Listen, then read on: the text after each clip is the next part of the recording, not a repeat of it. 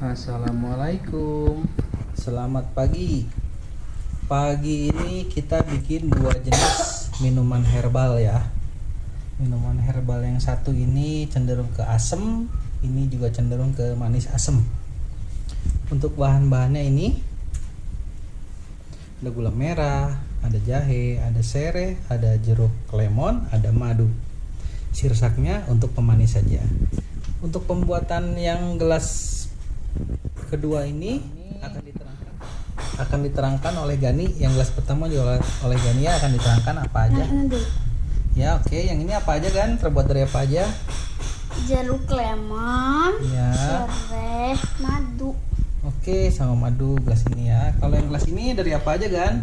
Dari gula merah, jahe, sereh, jeruk lemon.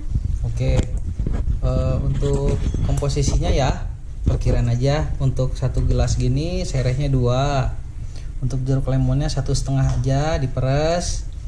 Untuk madunya 3 sendok atau 2 sendok makan. Untuk yang ini jahe 2 ibu jari, 2 jempol ya, ukuran 2 jempol, 1 atau 1,5. Gula merah secukupnya sesuai dengan selera. Serehnya 1, jeruknya 1,5. Oke, selamat mencoba minuman herbal yang sehat. Terima kasih. Sampai jumpa.